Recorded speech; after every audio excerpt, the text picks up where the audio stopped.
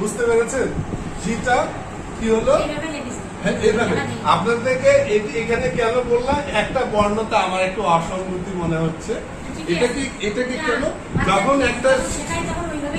যখন একটা লেভেলে পৌঁছে যাবে তখন কিন্তু সেটা আলাদা বিষয়। আচ্ছা, আপনারা নিশ্চয়ই একটা বিষয় আপনাদেরকে শেয়ার করি, এগুলো বেসিক জিনিসগুলো কিন্তু জানা দরকার।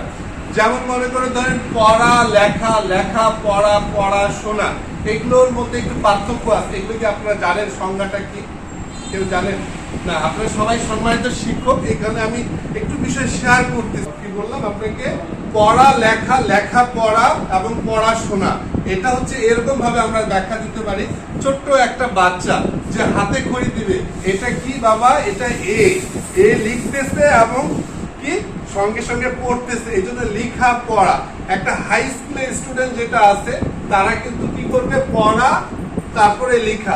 তার মানে ওর পড়াটা আগে পড়বে, মুখস্থ করবে বা যাই করে, তারপরে সে লিখতেছে। আর একটা কলেজ ভার্সিটিতে যখন যাবে তখন কিন্তু পড়াশোনা, ওর কিন্তু ক্লাসের যে নোটটা দিবে, যে স্যারের যে গাইডটা দিবে, সেটাই অনেক ইম্পর্টেন্ট। এটা হচ্ছে পড়াশোনা। ওর চ্যাপ্টারটা কিন্তু লেখার মধ্যেই নাই, কারণ ও লেখা শেখার ওই পর্বটা অনেক আগে সে শেষ করেছে। তো এই জন্য স্কুলে, বিশেষ করে প্রাথমিক পর্যায়ে যে স্কুলগুলোতে আমাদের এই জিনিসগুলো অনেক ইম্পর্টেন্ট।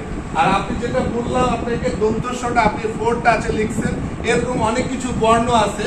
জাস্ট আমি অল্প সময়ের মধ্যে দিচ্ছি। আপনি পটাকে নিশ্চয়ই 1 বার 2 বার 3 বার 4 বার এভাবে লিখেন না? এভাবে লিখেন কিনা?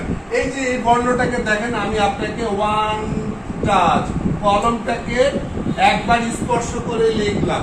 তাহলে এই জিনিসটা জানার দরকার আছে কিনা? মনে করে ধরেন এতে আমাদের কি হলো? সময়টা সেভ হলো। আমি একটু আগে যে বললাম, সময়টা পরীক্ষার সময় এত ইম্পর্টেন্ট যে এটা 1টা মিনিট পুরো পরীক্ষার মধ্যে কি অর্থ দিয়ে কিনে লেখা সম্ভব না। তাহলে আমাদের এই জিনিসটা অনেক ইম্পর্টেন্ট, যে সঠিক আকৃতি।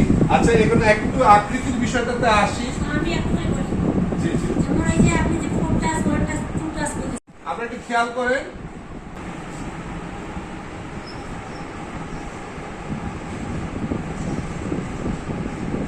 এই একটা শব্দ লিখলাম, আমি আপনাকে বললাম যে বাংলা বর্ণমালা 3 প্রকার।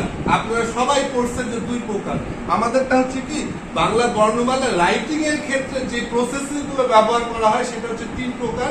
একটা হচ্ছে মাত্রাবিহীন বর্ণ, একটা হচ্ছে পূর্ণ মাত্রা, একটা হচ্ছে অর্ধ মাত্রা।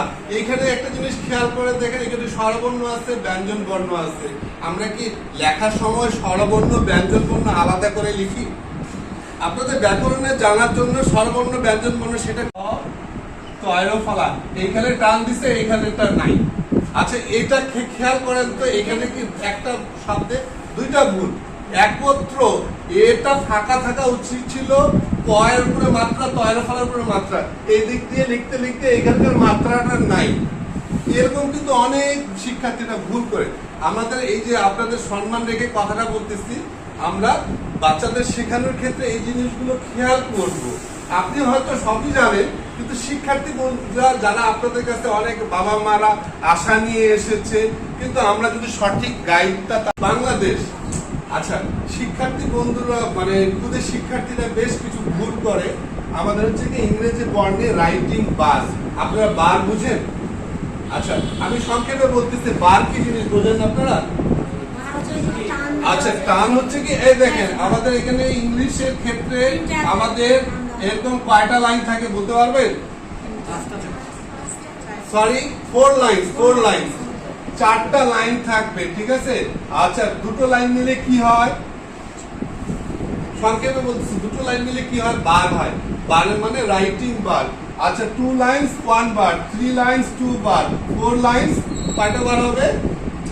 3 বার। এটা খুব ইম্পর্টেন্ট জিনিস, মনে রাখার চেষ্টা করবেন। এই যে এখানে দেখেন জিটা কি ঠিক আছে? জিটা ঠিক নেই কেন? আচ্ছা, আপনাকে এই কথাটা এইভাবে বলতে হবে, জি হচ্ছে মিডল থেকে ডাউন, ঠিক আছে? আমি ইচ্ছা করে জিনিসটা দিয়েছি যে আপনাদের সঙ্গে শেয়ার করা। বাচ্চারা তো ভুল করবে, আমাদের তো কারেকশন দেওয়া হচ্ছে। জি, কিছু বর্ণ ক্যাপিটাল লেটারের ক্ষেত্রে এ থেকে জেড পর্যন্ত আমরা কোন বারে লিখবো বলেন তো আপনারা? এখানে কিছু কিছু বর্ণ আছে মাছ থেকে উপরে, কিছু বর্ণ আছে মাছ থেকে নিচে। আসলে আপনারা হচ্ছে কি সবাই জানেন, কিন্তু এটা আমাদেরকে বাচ্চাদেরকে বোঝাতে হবে যে বাবা হাত তোলো, কে বলতে পারবে? আপনি বলতে পারবেন? আচ্ছা, এটা না বাবা, সবাই একটু তালি দেই আমরা, ঠিক আছে? এই যে আমরা ক শিখলাম, ক শিখলাম। আচ্ছা, ক এর উপরে কিন্তু একটা এটা কি পূর্ণ মাত্রা।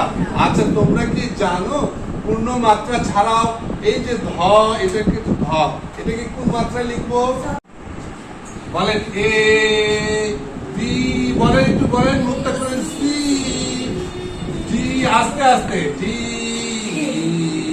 তারপরে আমারটা দেখবেন এফ জি এইচ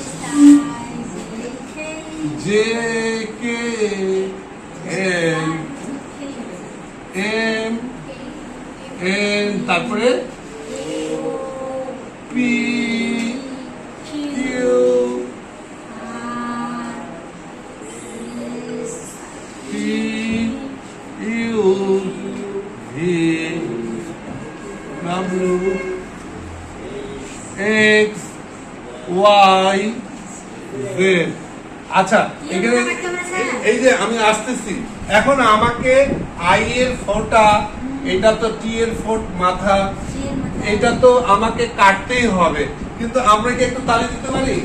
আচ্ছা, এই দেখেন এ থেকে জেড পর্যন্ত ওইখানে জায়গাটা আটতেছিল না, আমি কিন্তু ওয়ান টাচে লিখেছি। তাহলে হচ্ছে কি বড় স্টুডেন্ট যারা আছে একটা ওয়ার্ড লেখাটা আমি